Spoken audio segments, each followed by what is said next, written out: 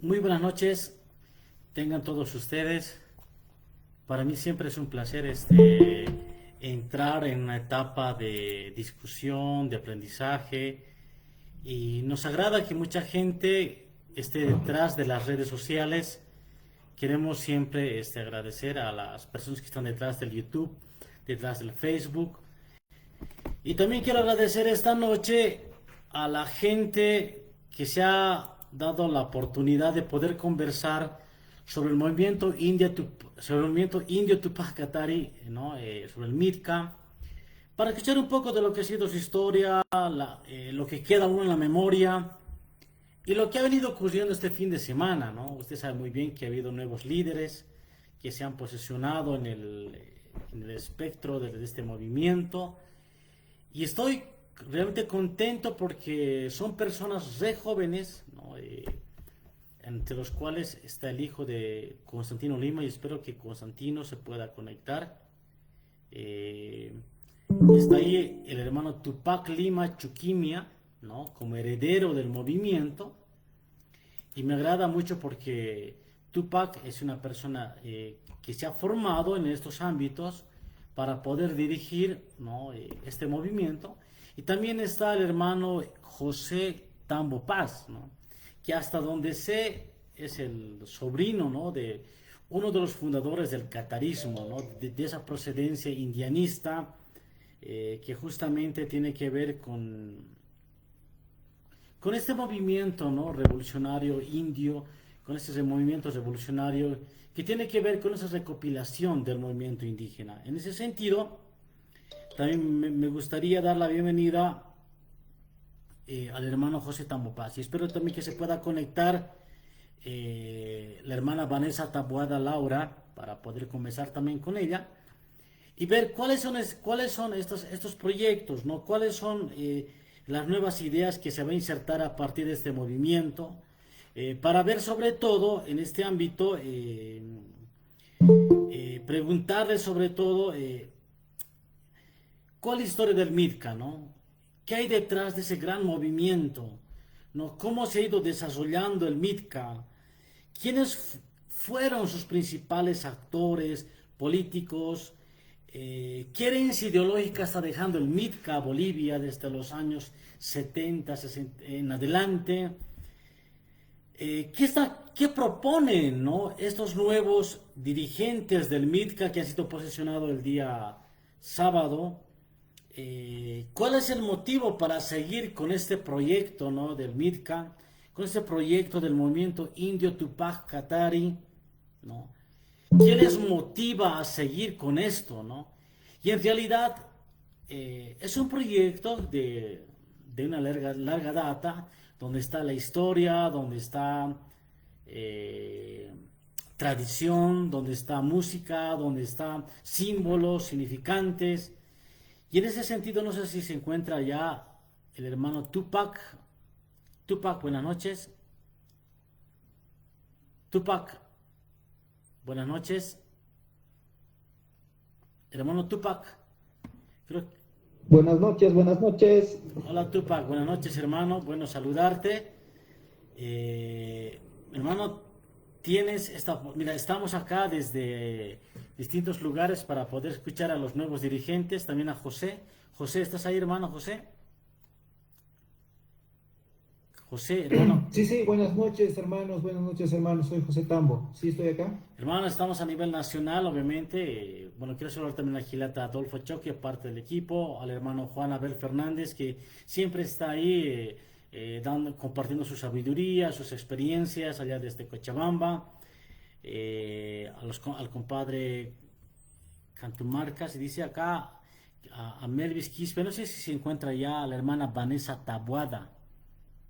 Hermana Vanessa. Quiero saludar también a la hermana Melvi Quispe, al hermano Pablo Omani, a Humberto Rodolfo, a Roger Humberto Morales, y así que a las personas que se vayan uniendo, ¿no? Bueno, comencemos con esto, porque hablar del MITCA es pues hablar de historia, hablar de lo que han hecho políticamente, ¿no?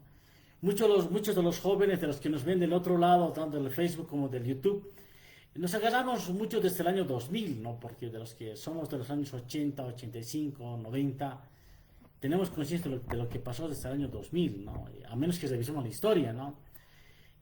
Hasta el año 2005, 2006, ¿no? Donde hubo muchos cambios políticos, ¿no? Y en ese sentido, se han retomado, yo pienso que a partir desde el 2006 hasta el 2010, muchas herencias de lo que era el MITCA, el MRTK y otros movimientos que en ese tiempo se han venido dando, ¿no? Pero el movimiento indigenista ya no puede negarse, ¿no? No puede desligarse de este proceso histórico de concientización indígena, ¿no? Y sobre todo de una consiguiente revalorización cultural. No puede desligarse de eso, ¿no? Porque es una respuesta a la política estatal neoliberal que tuvo, bueno, desde los años 60 en adelante, yo pienso 70, ¿no? Una respuesta netamente estatal neoliberal con resultados económicos que no ha beneficiado al país de alguna manera, ¿no? Y lo que se trata en esta noche es justamente conversar sobre esta historia del pensamiento indigenista a partir de estos nuevos líderes políticos, ¿no? Yo quisiera recordar desde el indianismo a Luciano Tapia, por ejemplo, ¿no? Tiene varios escritos Luciano Tapia, ¿no? Luciano Tapia, ¿no? Sobre todo el texto, ¿no? Ukamawa Hakawi Saha, ¿no? Así es nuestra vida, por ejemplo. Otros líderes como Felipe Quispe, el gran hermano Constantino Lima, que espero esta noche, si es que no se puede, pues no, ni paciencia, hay que entender que es una persona que con mucha edad. Después, Bueno, pero está hablando de él. Josué, un momento, Josué. Bueno, Un momento. mi nombre es Constantino Lima Chávez, al que digo nombre occidental, porque no me gusta ese nombre, es proveniente de Europa. Mi nombre ancestral es Taquil Mamani Larta, porque mi padre era Manuel Mamani Limar. Ese apellido yo no quiero perder porque ese es mi verdadero apellido troncal. Bueno, hablando de la historia del indianismo comunitarista de ellos y el catarismo de pura cepa, de esta época vamos a hablar. Y esta época, para empezar, quiero decir lo siguiente. El MITCA tiene dos antecedentes anteriores, ¿no? Y conste, para cualquier hecho de confusión, el MRTK es después de 18 años todavía.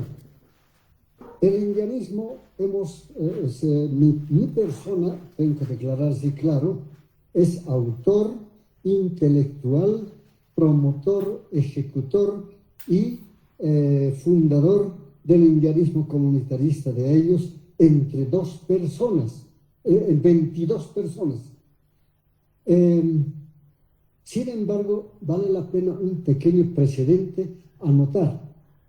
Cuando yo tenía entre 7 a 8 años más o menos, como yo he nacido en el campo había una discriminación racial descarada en 1933. Yo nací el 23 de septiembre de 1933.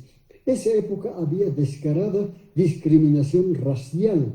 Escúchenme bien. Decían, por ejemplo, indio de mierda, india de mierda. Ese no salía de sus bocas de los blancomestizos a los que decimos aras.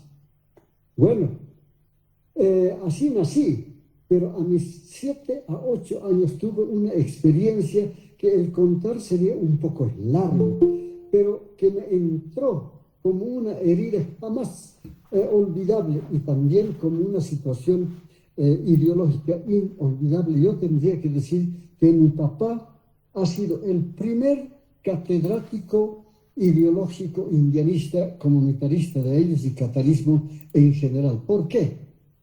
Porque cuando ocurrió un fenómeno terrible, los aras contra nosotros, contra mi papá, mi mamá, lo han pateado, han agarrado del atado, le han volteado, le han dado unos chutazos en su trasero. Y bueno, yo era chico, tenía 7 a 8 años, agarrado su pollerita así, porque dos perros han salido de raza grandes, querían mordernos. Mi mamá tenía un palo como bastón así, con ese se defendía. Y en fin, después han venido muchas cosas y han salido unos dos jovenzuelos, ya unos 4 o 5 años mi mayor. Yo tenía 7 o 8 años, repito. Bueno, contar esa experiencia sería largo. El asunto es que yo a mi papá había preguntado después de un día, 2 días, no sé, papá, ¿por qué estos de piel blanca tienen tanto odio contra nosotros? Me mira, se ríe mi papá. Muy bien, hijo, vamos a hablar, diciendo. Y pasó unos 3 días más o menos. Nosotros somos 7 hijos. Yo soy el menor de todos, los demás un poquito mayor de mí, ¿no? Entonces nos ha hecho sentar a un lugarcito a los 7 hijos y él tenía la pizarra puesta a la vista porque él era uno de los primeros profesores indios en Bolivia. Entonces tenía pizarra, como era profesor, entendía toda esa situación. Empezó a explicarnos las partes importantes, no más voy a decir. En la pizarra ha dibujado el lugar donde está Europa, ¿no? Y sobre eso ha dibujado el océano. Dijo, este es el océano, es largo y lejos. Y finalmente también ha dibujado un poquito lo que es nuestro continente, Abya-Yala, al que ahora están dando el nombre de América. Bueno, entonces explicó, estos de la raza blanca son de ahí, de Europa, y de allá se vinieron, ¿no? Ya a la cabeza de Cristóbal Colón y 72 hombres más. Aquí nos han llegado a invadir bala en boca porque ellos estaban armados hasta los dientes. Nosotros no conocíamos armamentos porque teníamos otra cultura, otra preparación. Nuestra gente tenía otro ambiente, era un ambiente de alma y sentimiento humano, lo que Europa no tenía eso. También eso ha explicado a grandes rasgos.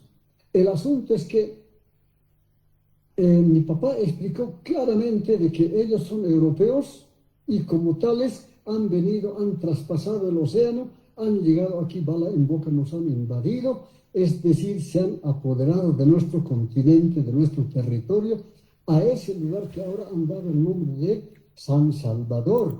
Pero ese no es San Salvador, su nombre verdadero es Cuscatlán. Una fonética tal vez un poco diferente, los hermanos de ahí deben saber muy bien, pero más o menos la escritura es Cuscatlán, ese es el nombre. A ese lo han cambiado rápidamente por San Salvador. Bueno,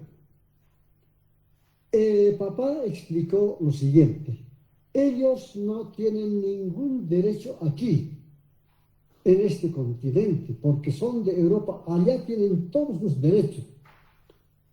Y como nos han invadido aquí bala en boca, nos han sometido, nos han sojuzgado, se han apoderado de nuestros territorios, etcétera, etcétera, y ahora ellos son los poderosos, los dueños, mientras que a nosotros nos han acaparado, nos han convertido en sus esclavos, en sus sirvientes, etcétera, etcétera, etcétera. Eso nunca salió de mi cabeza ya. Pero papá, cuando se estaba terminando ya su tema explicativo, a todos sus hijos nos dijo, hijos, no se metan en política, porque si se meten en política, tenemos las de perder todo. El corregidor, el agente, los abogados, los jueces, etcétera, etcétera, todo es en contra de nosotros porque ellos son blancos mestizos. Siempre vamos a perder, nos van a perseguir, nos van a apresar, nos van a torturar y nos van a matar. Por eso, hijos, no se metan. Bueno, muchas otras cosas más.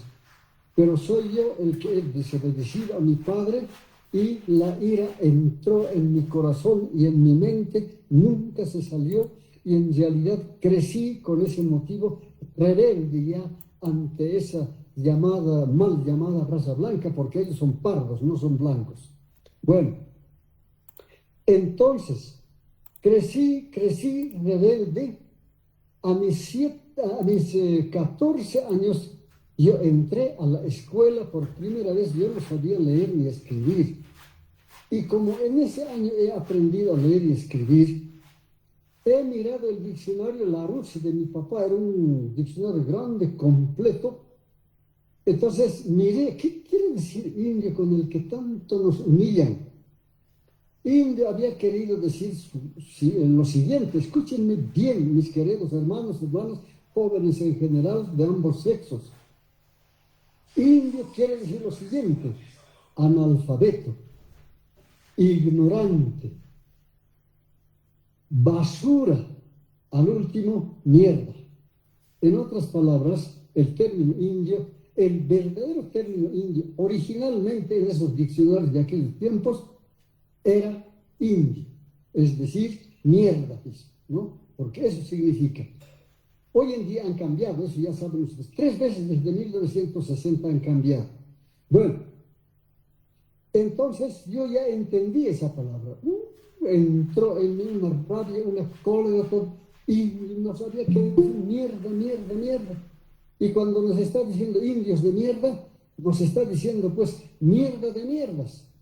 Bueno, así crecí rebelde. A esa edad ya tuve choque con esos jovenzuelos que nos han abusado de esos tiempos. Yo ya conocí, ellos han crecido, ya tenían 19 a 20 años, yo ya tenía 14 años. Entonces hemos chocado ya en pelea física. Y bueno, solamente voy a decir que les he sacado la entretela a los dos. Seguramente he debido yo ser petizo, yo no he sido alto nada, ellos eran altos, jóvenes, raza blanca, etcétera, etcétera, pero les he sacado la entretela, ¿no? A mis 14 años ya he tenido choque físico, pelea física con ellos, ya racialmente hablando. Ese cuento también sería largo el proceso, cómo era el asunto, pero sí, de ahí he proseguido. A mis 19 años, 18 a 19 años, ya he entrado al cuartel. En el cuartel ya he tenido la experiencia del racismo de los militares, cómo a los soldados indios nos odiaban tanto, nos torturaban con los culatazos de los fusiles, de los revólveres, con esos cuchillos, bayonetas que tenían ellos, con todo eso, nos abusaban demasiado. En cambio, había también uno que otro blanco mestizo en el cuartel, a ellos les trataba bien. Ahí había un racismo terrible. Ay, mis queridos jóvenes hermanos y hermanas que me están escuchando, ya me entró la parte ideológica con más conciencia ya, porque a mis 7, 8 años que estoy hablando, yo no me daba cuenta de la ideología, pero sí he crecido rebelde, rebelde, rebelde, y a mis 19 años, de 18 a 19 años, ya entró en mi cabeza y en mi corazón la ideología política, ya entendía la parte política, porque ya era jovencito. Bien, incluso he tenido ya, cuando ya era soldado antiguo, he tenido pelea con un teniente, era cochabambino, el nombre no me recuerdo, era teniente, era demasiado abusivo, ¿no? La batería de 100 hombres estaban los soldados ahí, y como tanto nos abusaban, nos pateaban, se creía del gran peleador, etcétera, etcétera. Entonces, como yo ya era soldado antiguo, le he pedido al teniente de que si me puede permitir hablar, hacer un desafío. Y me dijo, sí, está bien. Entonces yo dije, teniente, le dije, tanto que tú nos estás abusando, yo te hago un desafío, le dije, de pelea conmigo, pelearemos, le dije aquí, delante de los 100 soldados que están dentro de nosotros, los de los de la primera batería del Regimiento Bolívar, 2 de artillería Viacha. Y bueno, el teniente me dijo, sí, podemos pelear, pero yo le puse una condición, que si por sí tú me ganas, me sacas la entretela, no hay ningún problema, porque al fin de cuentas ya me has sacado la entretela. Pero si yo te gano, teniente, ¿te comprometes que no te vas a vengar? Entonces él dijo ante los 100 soldados que estaban ahí, están escuchando, no me voy a vengar, dijo, no me voy a vengar. Ya, si me gano, me gano. Y si no le gano, le gano. Ya. Entonces hemos peleado ahí. Nos hemos peleado al pobre teniente, le he sacado la entretela realmente. Y bueno, todo lo demás pasaría. El asunto es que el teniente felizmente no se ha vengado conmigo porque me hubieran hecho sacar la entretela. Bueno, tal vez me hubieran matado inclusive. Pero como él ha prometido eso, ha cumplido y no ha pasado nada, prácticamente como cualquier otro soldado, mi situación ha salido triunfante ahí. Los 100 soldados de la primera batería han aplaudido terriblemente. Bueno, eso pasó. Seguí creciendo, tengo 22 años, ya 25 años casi. Ya tenía la ideología, tenía escrito algunos puntitos, inclusive algunos puntos ideológicos, pero yo dije, hay que formar un partido político que sea indianista, comunitarista de ellos y catarismo en general, ya de los autóctonos, de los nativos de este lugar. De esa manera empecé a trabajar con las personas hablando uno por uno. Uno de ellos es Raimundo Tambo, que llegó a ser mi mano derecha en todo el movimiento político, en realidad. Él era jovencito, yo tenía 27 años ya. Ya esa preparación ha resultado ser como 22 hermanos, uno por uno he hablado y he conseguido 22 jóvenes. Unos 4 eran un poquito mayores de mí, el resto mi edad, después un poco menor de mí. Esos 22 hermanos hemos fundado el Partido Autóctono Nacional. No hemos querido decir MITCA, Movimiento Indio Tupac Katari, no hemos querido decir porque la hostilidad era tremenda y si hubieran vengado mucho todavía tenían posibilidades. Entonces hemos preferido nomás dar Partido Autóctono Nacional. Bueno, yo he dirigido la fundación del PAN el 5 de noviembre de 1960 con los 22 hermanos que estábamos en plena juventud, puramente varones. Por algo será, esa es otra historia también. El asunto es que yo he dirigido la reunión y entre ellos estaba el término indio. Y yo he llevado el diccionario Larousse para dar la lectura a los 22 hermanos. Y ellos también no se habían dado cuenta. Saben que nos están humillando con el término indio. Será un término humillante. No se habían dado cuenta. Ellos eran profesores, no podían haber mirado el término indio, pero no habían mirado. Ahí he dado lectura, mira lo que quiere decir el término indio. Entonces ahí he leído eso donde dice analfabeto, ignorante, basura y al último mierda.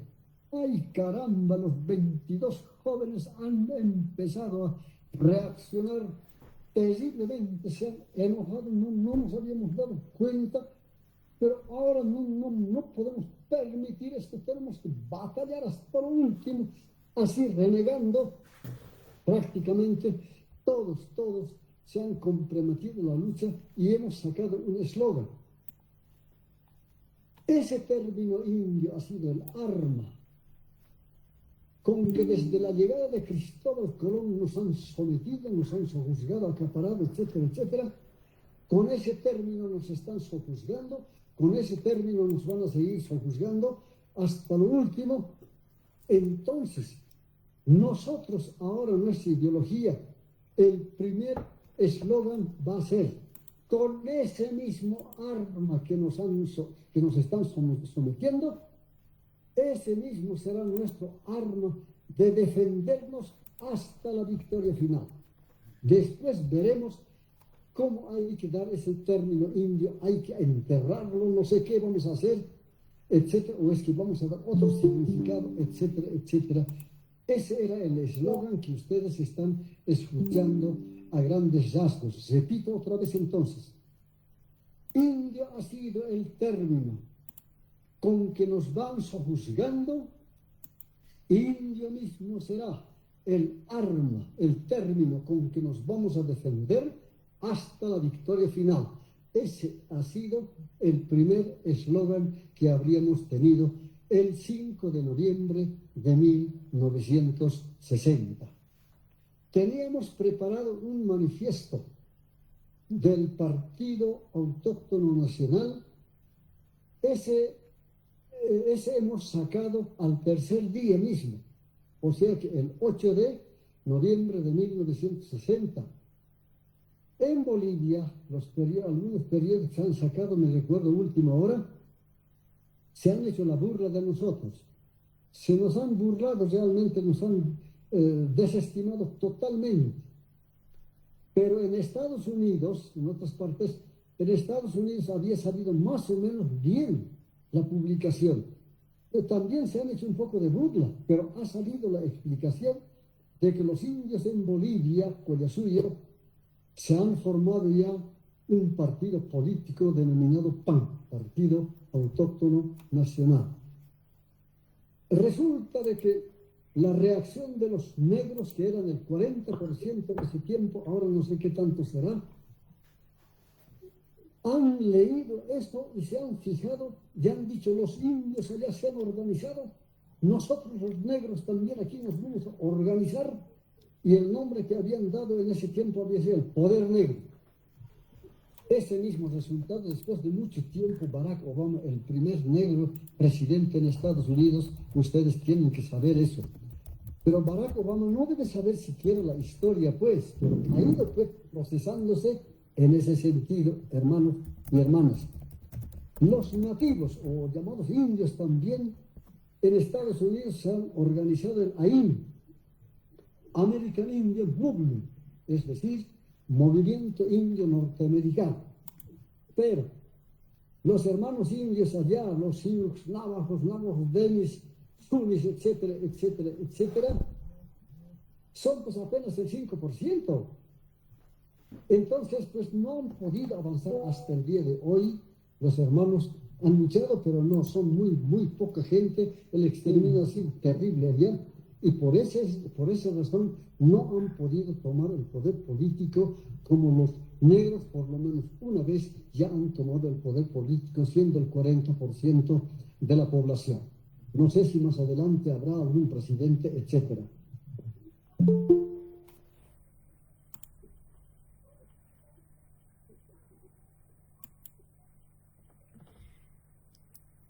Los 22 hermanos, ahora vamos a entrar a esa parte, los 22 hermanos que hemos fundado, no me recuerdo ahorita los nombres, pero me voy a recordar algunos. A la cabeza de Constantino Lima Chávez, evidentemente, Raimundo Tambo sería, el otro sería José Ticona, el otro Juan Rosendo Condori, otro Roberto Crispín, otro Manuel Tarqui, otro es Felipe Flores Quisbert de Guarina, otro es Macario Ángeles de entre los lados de los quechuas y aymaras, que es del norte boliviano. No me recuerdo el lugar exactamente. Después tenemos a un profesor de Potosí, no me recuerdo bien. Otro, el papá de Germán Choquehuanca, no puedo recordarme. Germán Choquehuanca ya ha muerto, también su hijo, y el nombre de su papá no me recuerdo, es el fundador, ¿no? También otro profesor del laboratorios INTI, de la estación central, ahí arriba, era un evangélico, también profesor, no me recuerdo el nombre tampoco. Otro era Gerardo Morales, ¿no? Más ahorita no me recuerdo, no sé cuántos me he recordado. No es fácil recordarse, mis queridos hermanos y hermanas, pero en total hemos sido 22 hermanos fundadores. Hoy en día, mis queridos hermanos y hermanas, como ellos han hecho una especie de juramento de lealtad, que vamos a luchar hasta la muerte, etcétera, etcétera. Eso han cumplido, hermanos. Toditos han muerto. Los 18 o 19 más o menos han muerto envenenados, torturados, baleados, etcétera, etcétera. Así han muerto, hermanos. Solo unos 4 han muerto más o menos, han tenido muerte natural. Por tanto, les digo, solamente aquí yo no sé si el espíritu, los arcayos de Tupac Katari, Bartolina, Sisa, Toro Sentado, Jerónimo, etcétera, etcétera, tal vez ellos me están ayudando, no sé.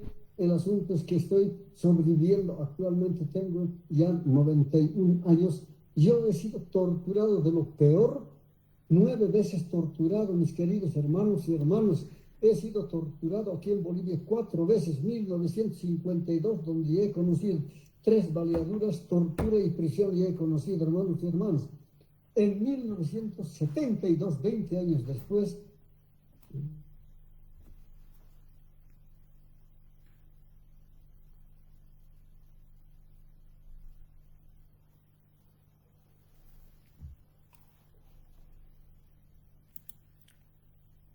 Hola hermano, ¿me escuchas? Bueno, quiero agradecer al hermano Constantino Lima porque estar con la tecnología a la par es muy complicado y en este momento nos está ayudando su nieto. Y realmente yo agradezco a Tupac, su hijo, ¿no? A quien lo vamos a oír en minutos más, a Tupac Lima Chuquimia, que es su hijo.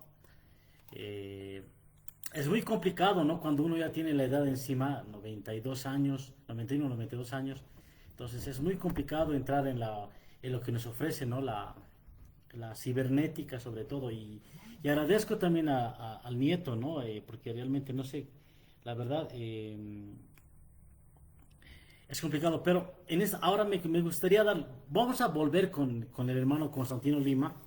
Voy a volver con él porque para mí particularmente es un honor poder escucharlo, porque es la historia andante de la política del movimiento indígena, del movimiento indio, como él denomina, ¿no? Esta primera parte vamos a hacer un alto con él para entrar con el hermano, con el nuevo dirigente. No hay que olvidar que este sábado ha sido posesionado 3 personas, ¿no? Del movimiento India Tupac Katari, del MIRCA, el hermano Tupac Lima Chuquimia, Vanessa Taboada y el hermano José Tambo Paz. A quien quiero dar paso al hermano José Tambo Paz para que nos pueda conversar, nos pueda comentar de esas expectativas que se tienen, ¿no? De lo que yo les venía diciendo, ¿no? O sea, de la historia, qué les está motivando a volver a hacer resurgir este movimiento que ha dado mucho al país en su tiempo y en ese tiempo. Hermano José, buenas noches. Hola hermano José, buenas noches. Buenas noches. ¿Dónde estás hermano José? ¿Dónde estás hermano? Adelante hermano José, ahora sí. Sí, buenas noches. ¿Cómo estás, hermano Santos de Martino? Eh, sí tenemos este tema de la organización que se desarrolló, pero no sé si es oportuno o es que Tupac tendría que tal vez dar la primera parte. No, Por mí no hay ningún problema, no sé cómo está organizado esto. no, como decides, hermano, depende de ti, si quieres damos a Tupac o a ti, o a ti, hermano. ¿Cómo deseas, hermano? No sé, tú eres el organizador. Ya, entonces Yo estoy a vamos contigo, disposición. hermano, vamos contigo para comenzar sobre lo que ya hemos ido planteando en base a las preguntas que te hemos enviado el querido José. Bueno, agradezco la oportunidad y la invitación realizada aquí por tu canal. Y básicamente me voy presentando. Mi nombre es José Tambo. Soy sobrino directo del ideólogo, pensador, escritor y abogado, dirigente de Raimundo Tambo. ¿Sí? Ya el hermano Constantino, quiero saludarlo de antemano aquí al hermano Constantino, que está aquí presente, que mi tío básicamente ha luchado con este tema del tema MICA por los años 60 y 70, aquellos años, y lo ha establecido claro. Yo sencillamente quisiera explicar la trayectoria histórica de lo que ha hecho mi tío Raimundo, porque como es mi tío, yo conozco básicamente su faceta y qué es lo que ha ido desarrollando durante esos años hasta el día de su descenso, o sea, fallecimiento. Raimundo Tambo fue un aymara que es hijo de Angelino Tambo, quiero recalcar. Angelino Tambo es mi abuelo y él es benemérito de la Guerra del Chaco por aquellas décadas, por aquel tiempo. Entonces, mi tío, Raimundo Tambo, en sus principios, él se ha criado en el campo, en la área rural, y él ha ido trabajando básicamente todo este proceso desde muy joven, desde muy niño ya. Es primogénito del legado de mi abuelo. Él veía la necesidad de generar de que un hombre, un aymara, indígena, esté en el poder. Él tenía esa visión, y tenía bien claro. Por eso es que desde muy niño se fue formando, era un genio. Básicamente, Raimundo Tambo era una persona muy conocedora del tema, era un devorador de libros, por así decirlo. Estudiaba y analizaba bastantes análisis. Era un estratega nato, era un hombre de mucho análisis, de mucha inteligencia.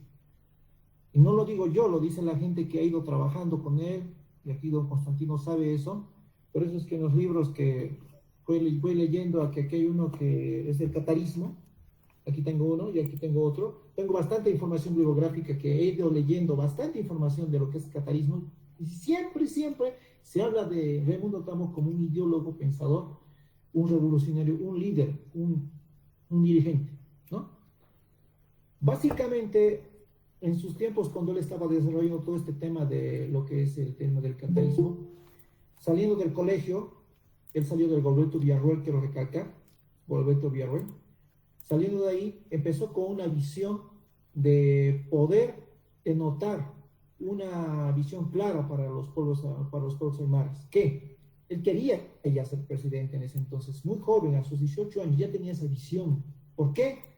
Porque la necesidad lo obligaba. Veía a sus padres que vivían en el campo y eran de alguna forma discriminados para poder tener ese gozo, el hombre de tez clara, blanca, para poderse aprovecharse de ellos. Entonces, él lo vio en la realidad. Él ha sembrado, él ha estado en el campo, ha criado ovejitas, ha escarbado la papa, sabía qué había que hacer.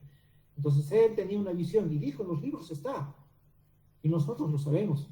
Él dijo que para poder cambiar la historia de este país, yo estoy hablando en la década de los 60 y 70, básicamente los 40, 60, 50, 60, él dijo que para poder manejar las cosas tenías que ser militar o tenías que ser abogado.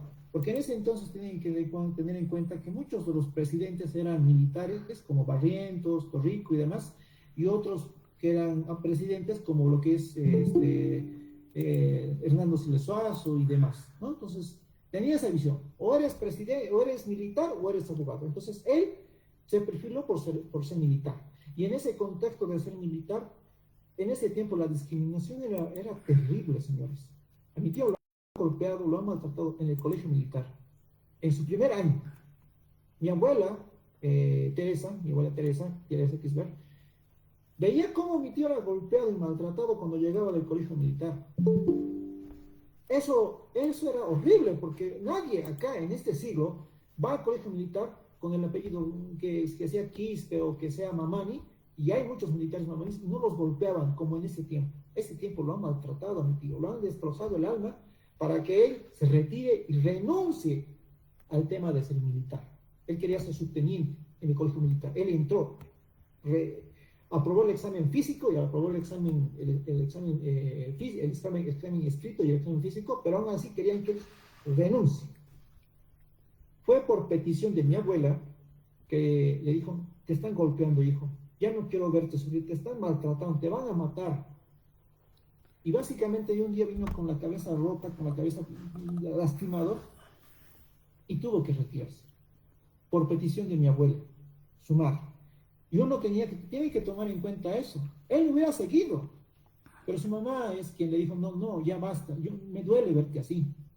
Como madre tuvo que aceptar esa situación. Entonces, él vio otra perspectiva, y la otra perspectiva era ir al colegio, a la UMSA, para estudiar en la Facultad de Derecho. Entonces, él aprobó el examen él entró para ser estudiante de la Facultad de Derecho y justo allí empezó su historia. Pese a eso, había también harto racismo, discriminación a la gente de la tez que él tenía y al apellido Tam. Era una discriminación horrible en la universidad, porque solamente habían Fernández, Castillos, qué sé yo, pues, nombres de apellidos de opulencia, pero un Tambo, un Quispe, un Mamani, era cualquier cosa, era, como dijo el hermano Constantino, un indio que vaya al campo a arar. Ese era el objetivo de esa gente en ese entonces. Mi tío fue muy valiente, tuvo mucho coraje para enfrentarse a la gente y decir, basta, aquí estamos, nosotros no somos animales de cargo, somos seres humanos, tenemos derecho a estar acá. Por esa misma razón es de que crea el grupo MUJA, el movimiento universitario Julián Apaz, en Ayoayo. Básicamente esa casa es de mis abuelos, aún la tenemos acá, en Ayoayo, y es ahí donde crean ese grupo MUJA. Eso está en los libros de historia, y lo pude leer, y pude notar que ahí se crea este grupo y se tiene la visión de crearse diferentes movimientos universitarios en cada universidad pública. Entonces, este primer paso da cavidad a crear más movimientos universitarios. Lo que sucede acá es de que muchos hermanos, como ya lo dijo el hermano Constantino Lima, y otras personas más, es de que para sintetizar todo este proyecto, porque es largo la historia, hermanos, es muy largo. En marzo de 1970 se realiza el Congreso Sindical en la provincia de Aroma, en la localidad de Ayoayo. Ahí es donde se desata lo que viene siendo una representación máxima para ir contra los dirigentes y para ir contra el gobierno de ese entonces.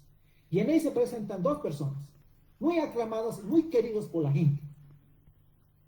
Raimundo Tambo y Genaro Flores. Dos personas. Raimundo Tambo era un hombre intelectual con profesión, abogado, y con mucha experiencia, un intelectual con una visión clara. Él ya veía el tema de la nacionalización como un recurso necesario para salir de esta situación económica en ese entonces.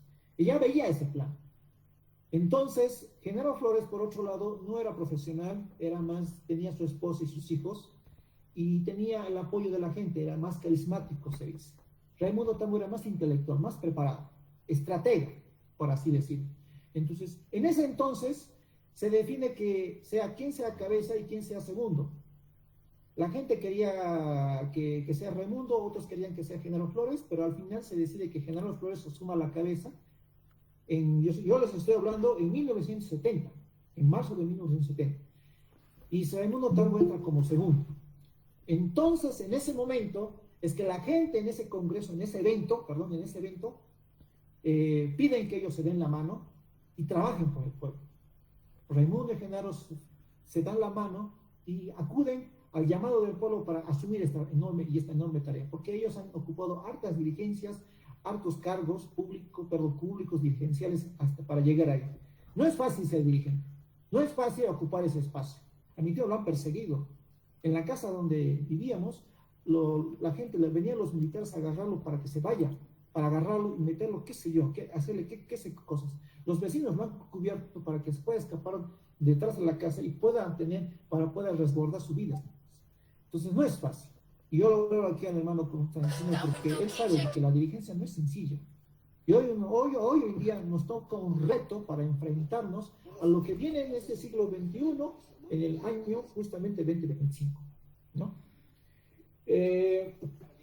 Raimundo Tambo tenía claro lo que quería hacer. Ahora, ¿qué viene con lo que viene en las nuevas generaciones? Lo que ha sucedido hace unos tiempo atrás, este sábado que ha pasado, tuvimos la oportunidad y tuvimos el reto de asumir la dirigencia juntamente con el hermano Tupac Lima, que a través de los libros de historia yo lo aprecio bastante, dado de que si yo pienso que si las circunstancias políticas, si a mi tío no lo hubieran asesinado, ahorita nos hubiéramos conocido desde niños.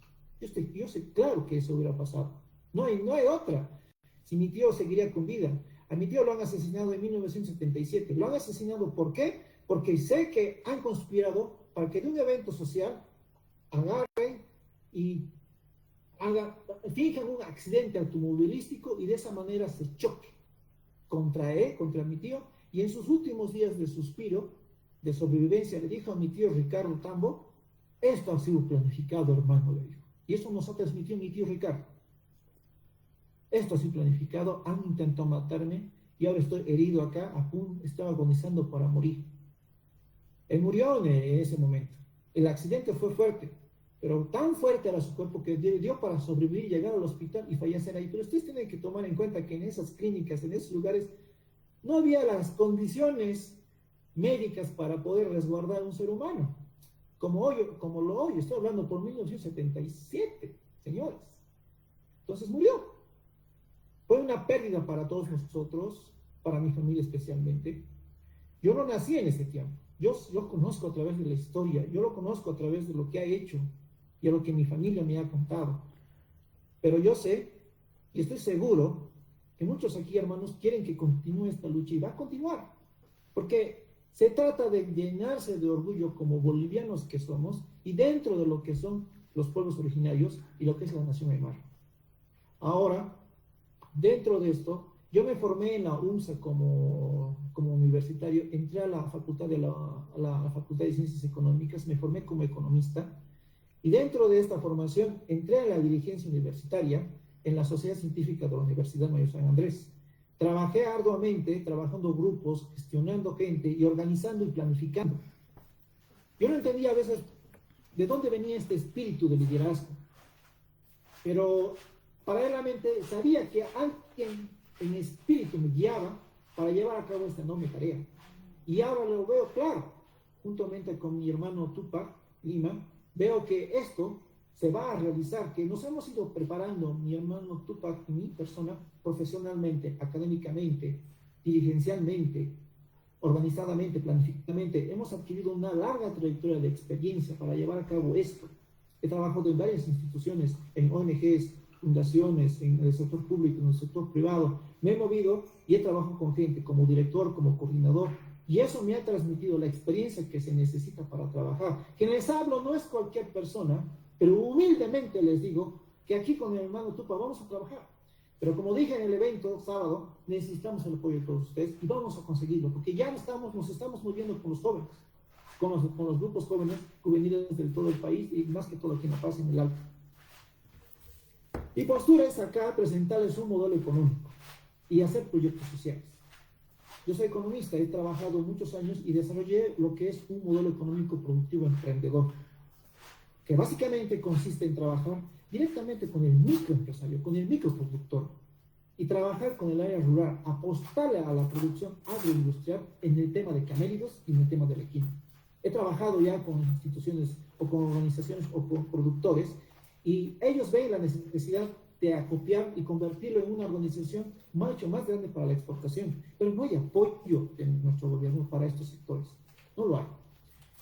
He escuchado sus exigencias y sus motivaciones, porque hay que escuchar al productor, hay que escuchar al comerciante, hay que escuchar al ciudadano, qué es lo que busca y necesita apoyo. En Perú les dan mucho apoyo. En nuestros países el que no le dan el apoyo es una preocupación. Solamente quiero decirles que el país necesita trabajar. Salir de esta crisis no va a ser sencillo, pero se puede. Nada es imposible. Simplemente hay que saber pensar bien las cosas y hay que planear bien las cosas y saber con quién tratar. Porque nosotros queremos socios comerciales internacionales, no queremos dueños de nuestro país. Y tenemos que tener la capacidad intelectual para poder hablar con ellos de frente, decirle con orgullo, somos bolivianos y queremos ser socios en el comercio internacional. Porque un país se va a ver, un país se mide nivel de exportación. Entonces, hermanos, hermanas, yo quisiera decirles que dentro de esto tenemos un modelo económico, tenemos una postura y tenemos proyectos sociales en el tema de educación, en el tema de desarrollo productivo, en el tema de derechos humanos, y dentro de esto hay una serie de personas que también forman del equipo de trabajo. Yo les pido a ustedes que si quieren formar parte del equipo, están invitados, pero siempre y cuando en coordinación con el equipo de hermano Tupa, porque estamos coordinando y queremos que esto salga bien, y va a salir bien, porque en función de eso estamos trabajando. De esta perspectiva, yo espero que todos ustedes tengan esta predisposición de seguir conociendo. Estamos haciendo este debate, este análisis en espacios que nos han podido otorgar, porque aún hay gente como aquel como hermano Constantino Lima, que se acuerda de esta lucha y se acuerda de mi tío, Raimundo Tamo. ¿Quién era? ¿Qué es lo que hizo? ¿Y por qué lo hizo?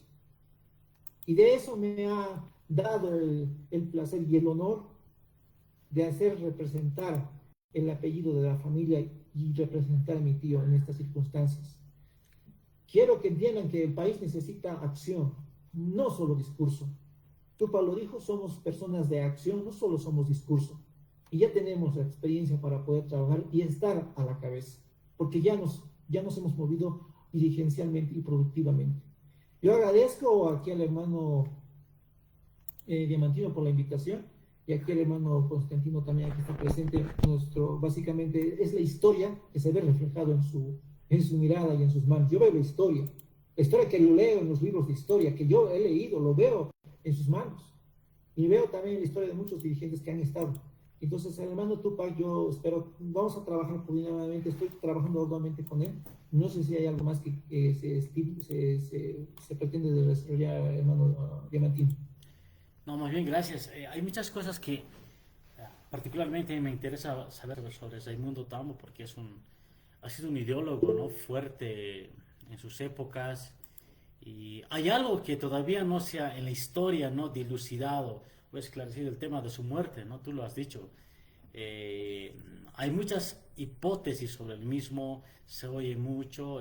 Raimundo Tamo hubiera sido un gran líder en esa época y yo creo que hoy por hoy, si estuviera vivo, también sería eh, una memoria histórica andante o no. Hablar de la historia oral de Raimundo Tamo en la época, pues es una es algo muy interesante. Por eso yo decía, ¿no? A la introducción, ¿no? Hoy día vamos a hablar de historia, de memoria y de los nuevos líderes que se están aprestando, ¿no? O sea, estamos volviendo a escuchar a este nuevo movimiento, a este movimiento que es histórico, ¿no? Eh, Obviamente la historia no va a negar, ¿no? El papel que ha tenido, por ejemplo, Luciano Tapia, sobre todo, ¿no? El papel que ha tenido el hermano Constantino Lima en la historia indígena, ¿no? Yo creo que esta noche es más para un poquito nutrirnos de lo que ya nos ha venido contando el hermano el hermano Constantino Lima, porque él ha sido parte de la Cámara de Diputados, ¿no? Y los que estudiamos sociología, antropología, los que nos dedicamos al estudio de las culturas andinas, ¿no? Pues nos interesa, porque nos interesa aprender de estas personas, ¿no? Y por eso es que el día de hoy, queríamos oírles, ¿no? Porque los años 82 al 85 han sido etapas que han marcado la historia y ahí estaba el Mitka, ¿no? No solamente es una memoria, el recordarlo, sino una acción en esos tiempos. Y hoy por hoy sería lindo recordarlos y también sería bueno retomar esas acciones de ese tiempo, ¿no? El pensamiento indianista, yo pienso que no debe separarse de la historia boliviana, ¿no? Y más desde la perspectiva del mundo aymara, no debe separarse. Entonces, en ese sentido, no, desde SEAS Cult hemos tratado de invitarles para poder hoy día conversar con la historia, con las nuevas perspectivas que se tiene en esta nueva etapa sobre todo, ¿no? Y pues bueno, eso, ¿no? Bueno, me gustaría dar la palabra al hermano Tupac, no sé si está ahí, el hermano Tupac Lima, hermano, ¿estás ahí, papá? Hermano Tupac. Hola, Tupac. Hola, hola. Ahora sí, hermano, activa tu cámara, papá, para que el mundo te vea, te conozca. Ahora sí, dale, Tupac. Te escuchamos, Tupac. Bueno, ¿qué tal? Un saludo a todos los que están presentes en este evento. También a ti, Santos, por esta invitación. La verdad, para mí es un estar muy grato en este momento también compartiendo con las personas que nos van a escuchar y como también va a estar regrabado este programa que estamos haciendo, realmente muy a gusto. También tengo que felicitar, ¿no? También la presencia de mi papá, pese a que ahorita está en condiciones un poco ya de edad, pese a eso nos está acompañando más o menos. Entonces, siempre feliz ante todo.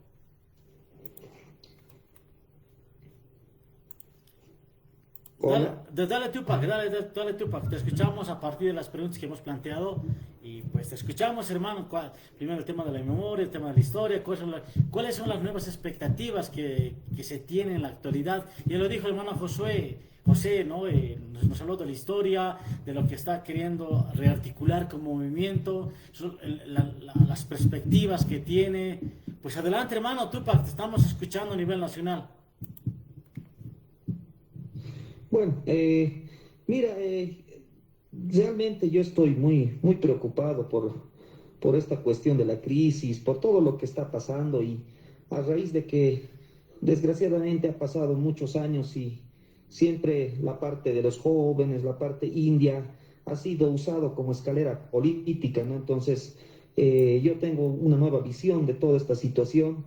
Hemos trabajado también con José, yo tengo una figura diferente, una figura tal vez un poco más realista, un análisis crítico de lo que vivimos hoy en día. Sí tenemos muchas propuestas como jóvenes para el país, ¿no? Entonces es una cuestión que debemos debatir en los diferentes campos industriales, ¿no? Es por eso que también en este acápite nosotros estamos pensando en cada persona que está metida en el tema productivo, en el tema económico, que aflige a nuestras familias. Y estas familias son pues familias aymaras, son familias quechuas, tupi-guaraní, son las que están viviendo en carne propia este tema de la que estamos pasando hoy en día, ¿no? Entonces, para nosotros es grato, digamos, ante todo siempre enviar un saludo, como decía en un principio, a todos los componentes de nuestra sociedad. Nosotros con esta visión 2025 incluimos a todas las personas, incluso personas que tienen afinidad diferente en el tema de género, ¿no? Entonces, eso es lo que quiero que nos escuchen. Nosotros tenemos muchas propuestas en beneficio de cada sector, tanto sea industrial, en el tema minero, tema ambiental, tema agropecuario, donde nosotros queremos que haya un empoderamiento también del emprendedor, que estas personas que están en la calle, los vendedores de gelatinas, que nosotros soñamos que empezando de una gelatina, que vendiendo una gelatina, ellos ya tengan una industria ya de ventas ya de este producto, ya tengan su industria, su fábrica. Es por eso que nosotros hemos tomado todo en cuenta todos estos factores que requiere nuestra sociedad. La cuestión es que está mal, o sea, se necesita un esqueleto bien estructurado. Dentro de este esqueleto, que es la columna vertebral, hay que adecuarlo bien a nuestra sociedad actual en lo que estamos viviendo. Una vez que tengamos esto estructurado, recién nosotros podemos empezar a encaminar, porque ahorita seguir este modelo que está planteado ahorita, que estamos viviendo nosotros, no va a poder responder a las necesidades que tenemos como país, ¿no? Eso sería en un primer instante, ¿no? Entonces, si tú deseas, puedo ir explicando algunos ejemplos que tenemos para, digamos, potenciar al emprendedor, al ciudadano que está viviendo, ¿no? Depende del tiempo, eso también me gustaría saber, para no extenderme, ¿no? No, dale, hermano, tienes todavía 15 minutos, papá, no te preocupes. Adelante, adelante. Bueno, mira, nosotros, como dice José, somos personas de acto, entonces básicamente yo, como mencioné en una parte introductoria, yo me dedico al tema de generar fuentes de trabajo, yo me dedico a la industrialización de bentonitas, un producto que sale del altiplano boliviano. Este ejemplo, yo te digo, mira, yo lo he probado, básicamente he dado lugar a esta iniciativa ya en un marco ya más empresarial, pero hay muchas personas talentosas en nuestro país, muchos indios, así como nos dicen, ¿no? Nos menosprecian incluso en la parte de Santa Cruz, ¿no? Pero hay mucho talento. Lo que está faltando es ese apoyo y esas políticas bien diseñadas para la gente que realmente está metida, ¿no? En estas actividades. Cada sueño de cada joven, cada sueño de cada persona es pues algo especial. Y desgraciadamente el tiempo pasa, es muy violento los tiempos, o sea, el tiempo no perdona nada. Básicamente, por decirte, en estos 20 años que ha estado el movimiento al socialismo, mira, una persona que ya tenía 35, ahora ya debe estar ya cerca de los 55. Entonces nosotros estamos muy preocupados porque tenemos que jugar un rol importante este 2025, porque de esto va a depender muchos sueños de muchas personas, y muchas personas quizás si no logramos cambiar esta estructura, va a pasar su época más linda que tiene, que es la juventud. Entonces, es por eso que nosotros, hay algunos comentarios de algunas personas que dicen, ¿por qué recién? Porque también ya es hora. Nosotros también, como decía también José, hay un espíritu, hay una especie de, tal vez se dice, una energía que está, tal vez lo llevamos en los genes mismos, este tema del liderazgo que ya en nosotros está brotando para ayudar a la sociedad, ¿no? Nosotros que vivimos el día a día con la gente que está sufriendo, con la gente que está con diferentes cuestiones, ¿no? Entonces, eso es más o menos un ejemplo. Nosotros proponíamos más que todo el tema del emprendimiento va enfocado a diferentes campos productivos. Entonces nosotros solicitamos que este evento productivo, que este desglose, por ejemplo, vaya a apoyar a diferentes emprendedores. Por eso decía es que nosotros somos casi 7 millones de personas. Entonces, ¿cuántas personas tú crees que de 7 millones son talentosas? Estamos hablando de 1 millón, 2 millones. Yo te apuesto que hay mucha gente talentosa en todo este grupo de jóvenes y de personas ya que son un poco más maduras en edad. Entonces, nosotros tenemos que confiar porque tiene un tiempo de vida todo esto, todo tiene un ciclo, ¿no? Entonces, una de las primeras propuestas es hacer un centro de fortalecimiento industrial donde nosotros a todas las pequeñas microempresas, a los medianos, vamos a ayudar mediante esta unidad. Vamos a ayudar en el tema tecnológico, en el tema de asesoramiento técnico, en el tema de planificación y organización. Entonces, este centro va a compartir una base de datos muy interesante de lo que es Bolivia, va a hacer un relevamiento y en sí hay buenos datos que se tienen para ver qué es lo que necesitan las industrias, qué materias primas ya lo pueden incluso aplicar en algunos productos que tenemos aquí en el país. Eso es lo que hay que poner en claro. Bolivia es un país muy rico, tiene tanta riqueza. Tenemos tierras raras que se utilizan para celulares en el precámbrico boliviano, que es la parte de Santa Cruz. La parte de Pano también tiene otra posibilidad en castañas. Luego la parte del altiplano tiene otro tipo. Entonces, si conjuncionamos todo este tipo de fortalezas en los recursos, realmente podemos llegar muy adelante. No, lo que falta es hacer este esqueleto y lo que queremos hacer con este proyecto del centro es también estimular a los emprendedores. Cuando tú estimulas a la misma sociedad, al mismo microempresario, al empresario mediano, ¿no? Como quien dice, tú estimulas a que se generen nuevas microempresas y empresas, pero propias de los aymaras y quechuas. Entonces, ¿qué es lo que viene? ¿Cómo es que sucede esta estimulación? Entonces, los mismos actores, digamos que esté en el campo de los artesanos, por decirlo, en el campo agropecuario, van a ver a las otras personas que están sobresaliendo, ¿no? Que ya han empezado a tener éxito por el apoyo que nosotros vamos a hacer mediante este centro, automáticamente ya le estimula, le da una fortaleza, hermano, si ese le está yendo bien en esta iniciativa, en este producto, meteremos. Entonces, eso es lo primero que tenemos que levantar en la sociedad, es el espíritu de lucha, ese espíritu de tener capacidad de riesgo, esa inteligencia, esa capacidad de persuasión, esa capacidad de tomar las decisiones y asumirlos. Lo primero, como te digo, si digamos vamos a entrar, por decirte, cuando se va a la guerra, si uno va sin mentalidad, entonces, ¿a dónde crees que va a llegar? Bolivia es tan rico, pero depende mucho de la mentalidad que vamos a inyectar a la gente. Ahí es donde tú empiezas a cambiar.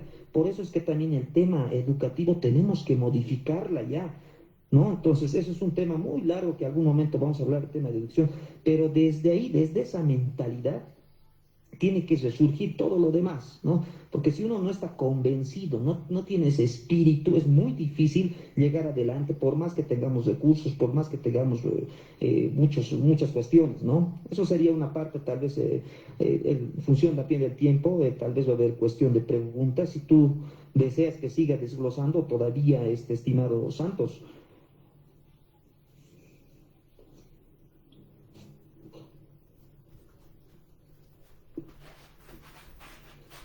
Hola, hola. Hola, hola. Hola, hola. Hola, hola, hola, hola. ¿Me escuchas? Hola, hola. Sí, sí, sí. Ahora sí, ahora sí.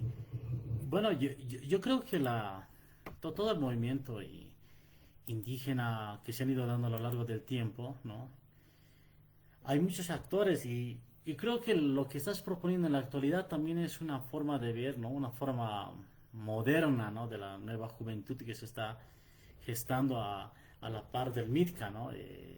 Yo creo que todo lo que se va a hacer a partir de lo que ustedes están haciendo, pues va a retomar algunos principios de lo que el MITCA ha venido proponiendo en los años 70, 80, 90 y demás. El tema de fondo yo pienso, ¿no? Que es la concientización indianista, ¿no? Que se expresa a través de la historia, ¿no? De su cultura.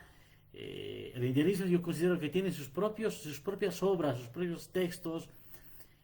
Por eso yo decía que es parte de un proceso histórico, ¿no? Eh, que ha tenido una larga data, ¿no? Algunos, hasta donde yo he podido leer, en los años 60 se ha ido gestando este movimiento y se ha consolidado, como ustedes han dicho, en los años 70, ¿no? Cuando justamente empiezan a establecerse grupos de intelectuales indígenas, ¿no? Y aquí también no quisiera dejar de lado, ¿no? El papel que ha jugado también el TOA, ¿no? El Taller de Historia Oral Andina en aquellos tiempos. Y cómo no iba muy ligado con la parte política, ¿no? Pero ¿cuál era la intención en la parte de la historia? Justamente era el proceso, ¿no? De la toma de conciencia, que como ustedes mismos lo han expuesto, ¿no? Muy ligado a la política laboral, ¿no? Y esto se va a ir, se va a ir intensificando, ¿no? A partir de 1952 en adelante, ¿no?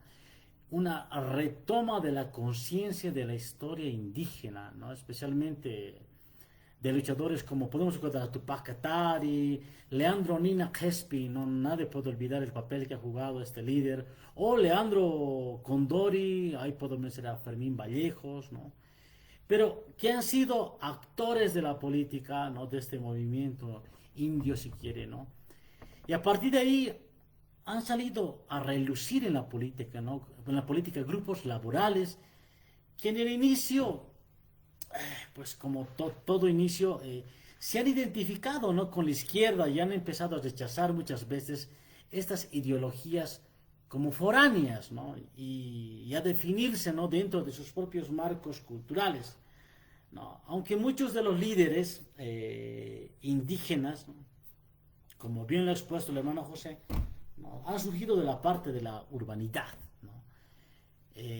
Pero se han reforzado siempre, ¿no? Con la conexión, ¿no? Con sus ayllus, y a partir de ahí han redefinido la política, como retomando la parte autóctona o la parte indianista, ¿no? Y ahí hay varios ejemplos. Les hablaba de Luciano Tapia, les hablaba del hermano Constantino, quien nos acaba de comentar su historia. Entonces yo creo que es importante retomar esta conciencia para poder caminar hacia adelante, ¿no? Bueno, en esta segunda parte me gustaría dar parte al comentario del hermano del Gilata Adolfo Choque. Adelante, hermano Gilata. Gilata Adolfo.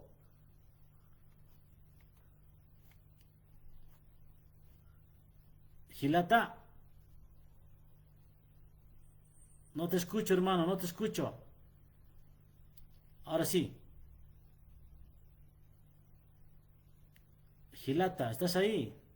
No te escucho, hermano. Tal vez está mal tu micrófono.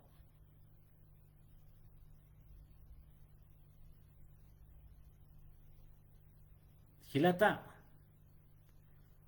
creo que el micrófono no le funciona. Vamos a dar, a ver, mientras arregla la parte técnica, me gustaría darle un poco más, nos gustaría un poco más que nos comente un poco más de la experiencia política que ha tenido el hermano, mientras arregla su micrófono, el hermano Gilata Adolfo. Hermano Constantino, buenas noches.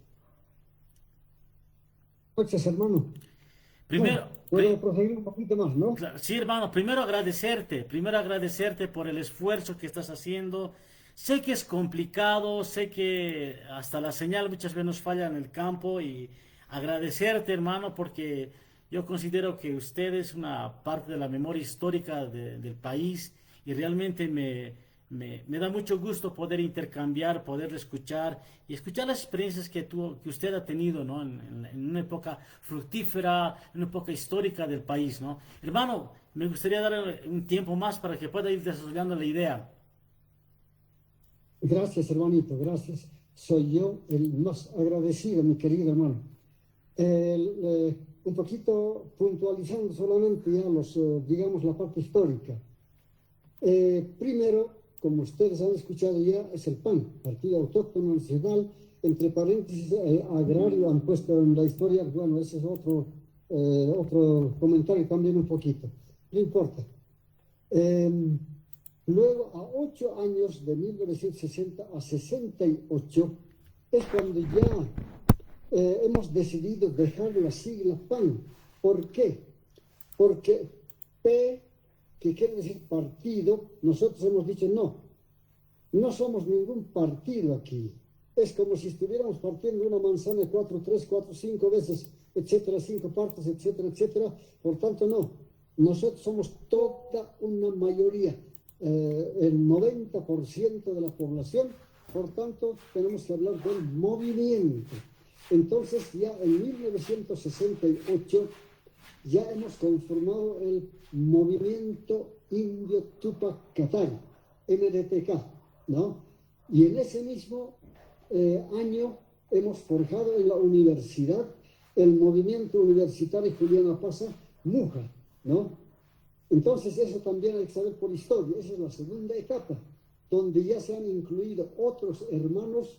Ya como en la segunda plana, digamos, está Isidoro Arismendi, abogado también, él que está, ya debe tener unos 75 años más o menos, 85 años más o menos, porque es unos 8 años ni menor más o menos, 9 a 8 años ni menor más o menos, ¿eh? Y así hay algunos que están viviendo prácticamente todavía ya de la segunda etapa. Está también Mario Urdinenea. Él es periodista, es economista y es empresario también, como ustedes ya conocen, dueño del Hotel Torino. Ha estado ahí David Roque, un profesor, funcionaba en el mismo establecimiento donde estaba el Colegio Villarroel, era director de una escuela, no me recuerdo el nombre. Y así sucesivamente es la segunda el segundo plano en que ya se incorpora 1968.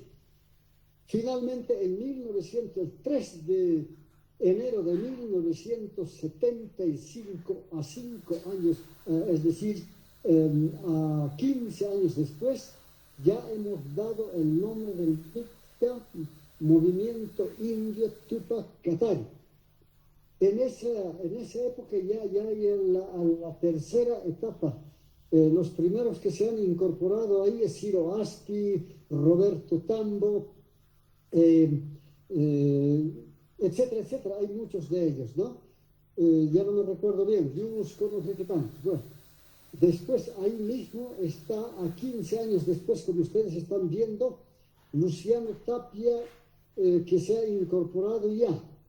Felipe Quispe se ha incorporado allá, Julio Tubire Apasa, después Luis Ticona, etcétera, etcétera. Varios se han incorporado ya en 1975. Tomen muy en cuenta, 15 años después de que se ha fundado el indianismo comunitarista de ellos. Bueno, eso es lo que hasta el día de hoy ha durado. Por primera vez en la historia, en 1978, o sea que 3 años después de que ya hemos dado el nombre de Mítica, en 1978, en plena ciudad de Piedra Vizcachani, ahí ya hemos hecho un primer congreso histórico, del 23 al 27 de abril de 1978. Es hasta ahí, hermanos, escúchenme bien eso.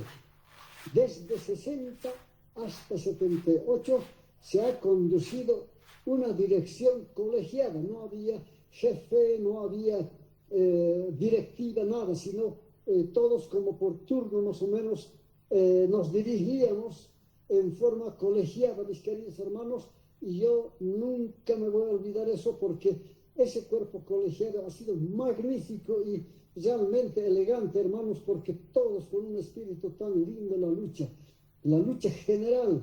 Lo nuestro es la restitución, la reconstitución del Estado Nacional Collasuyo, porque ese es lo nuestro. A Bolivia nosotros hemos dicho bien claro, Bolivia es invasora, Bolivia es proveniente de Europa prácticamente, porque esa fundación de 1825 no hay un solo nativo, no hay un solo Hachamalco, Apumalco, Incamalco, ni Mamacayas, nada de esas cosas no han firmado. Tampoco Simón Bolívar y demás han dado importancia porque a nosotros nos han tirado siempre como a la basura. Y nosotros también, ya prácticamente sometidos o juzgados, nunca hubiéramos firmado tampoco ese acto de fundación de 1825. Sépanlo eso, mis queridos hermanos y hermanos, nada que ver en la fundación de Bolivia. Por eso nosotros en este tiempo hemos renegado para Evo Morales Ayma cuando él hace todavía la refundación de Bolivia, cuando ya asciende a la presidencia. Pero eso no es de él, porque él no sabe la ideología, hermanos. Es ¿cómo se puede decir? La enseñanza de Álvaro García Linera, Sacha Llorenti, Carlos Romero, Ramón de la Quintana, etcétera, etcétera. Ellos son los que han instado para que haya la refundación de Bolivia. ¡Qué barbaridad! Ese lleva a la pena de muerte, mis queridos hermanos, en nuestras leyes. Porque, ¿cómo es posible? El refundar Bolivia significa despreciar al Estado Nacional Collasuyo, mis queridos hermanos y hermanas, porque ese ha sido destrozado desde que llegó Cristóbal Colón. Eso que se entiende muy bien. En 1978, en ese congreso con 283 delegados de todo el territorio nacional, estaban los aymaras, quechuas, tupi-guaraníes, incluso había de los tupi-guaraníes representantes, hermanos, no me recuerdo el nombre, pero de todo el territorio nacional. No sé cómo siempre han llegado los hermanos. Yo mismo me maravillo, hermanos, pero un congreso jamás visto en la historia, los que han tenido experiencias, que se han llevado a cabo congresos aquí en lo nacional, en lo internacional, han dicho que este congreso jamás se ha visto en la vida. Era así, hermanos, y la parte más importante, ahí está la tesis política del gran pueblo indio, con ese título prácticamente está aprobado esa tesis, hermanos y hermanas. Es en ese tiempo también, prácticamente en la Huipala, hemos hecho reaparecer ya en 1970. Primerito, hemos hecho flamear en 1968, en realidad ya hemos logrado, 8 años hemos tardado en redescubrir la Huipala, no sabíamos cómo era. En 1978, primero ha flameado en Rosario, provincia de Paquejes, frente a 145 estudiantes de secundaria y Colegio Nacional Jorge Sarco Kramer, y la escuela adventista particular era eso, tenía como 83 estudiantes. Los padres de familia y el pueblo han llegado a conocer nuestra Huipala desde hace millones y millones de años, de miles y miles de años que viene, hermanos. No es reciente como muchos quieren ahí bajonearnos. Los hermanos y hermanas de fila a la Huipala han estado besando, llorando, algunos de alegría también, riendo un poco así, etcétera, etcétera. Ahí flameó por primera vez nuestra Huipala en nuestra época, hermanos. En segundo lugar, el mismo año 1970, Día del Maestro en Corocoro, la provincia de Pacajes ha hecho un ampliado pacajeño. En plena plaza, igualmente los hermanos han besado a la Huipala, caramba, alegres, riendo y gozando y llorando, algunos también de alegría, etcétera, etcétera, por segunda vez. Hola. 1970. Luego, Hola. el 15 de noviembre de 1960, la tercera vez cuando JJ Torres era presidente de facto en ese tiempo, mis queridos hermanos. Esa historia también es largo, donde ya habríamos posesionado la directiva del movimiento universitario Juliana Paz. MNTK ya estaba funcionando en ese tiempo, mis queridos hermanos y hermanas. A grandes rasgos, la historia de la Huipala viene hasta ahí, y después ya ha empezado a proliferarse de una u otra manera, mis queridos hermanos. Eso a grandes rasgos, la historia que debo terminar. La historia es muy, muy grande, pero bueno, el tiempo creo que nos está ganando. Hola. de lo que se le haya dado esta importancia. Sí, sí, sí. Se escucha. Muchas gracias, estimado, querido, estimado Constantino. Realmente, para mí es para estudiantes que hemos hecho algo de antropología, algo de historia, para nosotros es muy importante escucharle, ¿no? Me gustaría dar la palabra al Girato Adolfo Choque, porque si no nos va a volver loco con... O se te escucha, Adolfo, dale. Gigas, quiero maquipanaya. ¿Se Hermano, escucha? sí, sí, adelante, adelante, te escuchamos. Ya, Neirajata ma hacha hayalit awi kiten na casa ka se escuro ka manjaro ka ma amuit awi así tanu kamara que kiti saka mantapja ka irtiria ka hilata tupa kamara que hilata Joshua ma hayale humana kataki kamara que hilata Constantino askeruma kipanai humataki kitina casa kanquisita. Yo, sin ánimo de poder eh, observar algunos comentarios de los hermanos que ahora nos han antecedido, el hermano Tupac y el hermano Joshua hablaban de que ellos han asumido ciertos elementos y ciertos cargos anteriormente, ¿no? Como centros de estudiantes en economía o la sociedad científica y etcétera. Pero creo que el reto más allá de haber tenido cargos y generar empresas es cómo nosotros vamos a proyectar o cómo los que están ahora manejando eh, el movimiento indio Tupacatari va a proyectar reformas estructurales desde la visión de lo indio para poder reposicionar el tema de las reivindicaciones de los pueblos indígenas, no tanto de pequeños proyectos como iniciativas económicas o temas de inversión o apoyo estatal. Creo que ahí debería un poquito estos hermanos darle mayor tonicidad a fundamentar de una manera más teórica y más profunda por qué este Estado republicano